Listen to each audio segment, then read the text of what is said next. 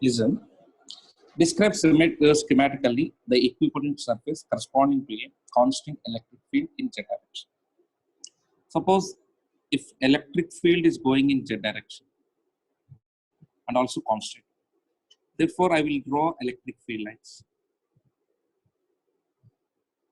along z direction. Then we can say here the equipotential surface R. By properties we can say the equipotential surface are perpendicular to plane of them.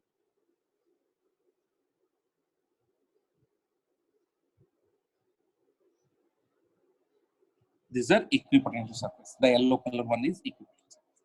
Suppose let's assume this is V1, V2, V3. Here the difference in potential between these two plates is V1 minus V2. The difference in between these two plates is V3 minus V2. Now the space, if I calculate, this is D1 and this is D2. Now as the electric field is same, by relation E equal to minus dV by dr, for same change in potential, if here uniform, that's why constant, that's why dV by dr also constant, therefore dV proportional to dr. As the difference in potential increases, the space also increases, therefore I can say d1 equal to d2 here. The space between them also constant. As for same potential, equipotential surface I have taken, V1, V2, V3 are equipotential surface. The potential difference between V1, V2 is have a separation D1. Here it is a separation D2. If D1 equal to D2 in this case. Suppose in the same situation, they're saying that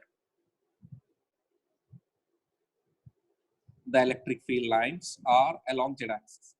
But here let's assume the electric field is as a function of z. Electric field is a function of z. Function of z. That means they're saying constant electric field in z direction, but say it remains constant along z direction, uniformly increases in magnitude. Suppose it is increasing uniformly along z direction. Then what happens? Here electric field E equal to minus dV by dr. Therefore, as E increases, then separation between the equipotential surface should decrease. Should decrease. That's why if I take equipotential surface,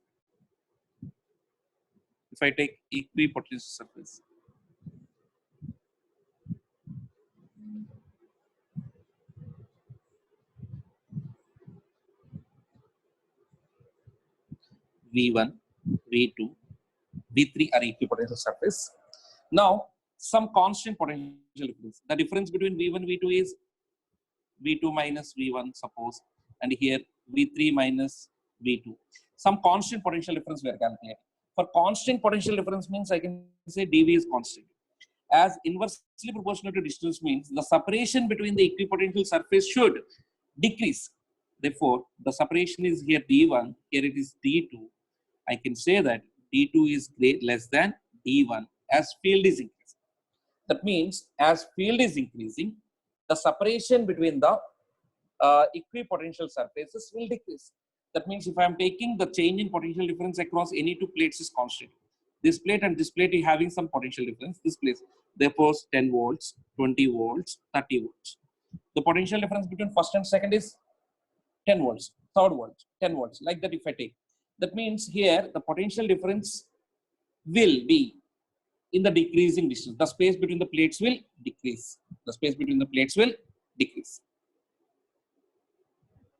Now, third case, a single positive charge at the origin. It was a direct one, as you know. In an isolated positive charge, what we can say, this is a charge placed, and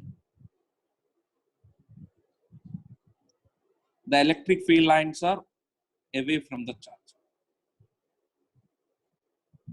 and equipotential surfaces are perpendicular to the direction of electric field. That's why here equipotential surfaces are concentric spheres, and perpendicular to E bar. That means sphere only will be perpendicular to E bar. The last one is little bit uniform grid consisting of long, equally spaced parallel charged wires. This one we can consider as, suppose along x-axis we have placed a charges grids. That means a wire perpendicular to plane and passing through the point. If I take a one wire, and this is second wire, third wire, fourth wire, fifth wire. The electric field around them is in which direction? The radially outward from the cylinder. But here parallel grid was there. That's why the resultant electric field will be superposition of these two. The superposition of them will get the electric field lines alike.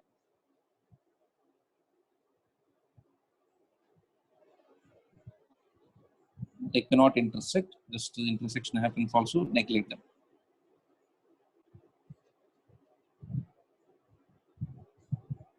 Then equipotential surfaces perpendicular to them. That's why they also will be formed in the form of waves. That means they will be developed over it. They will be developed over it.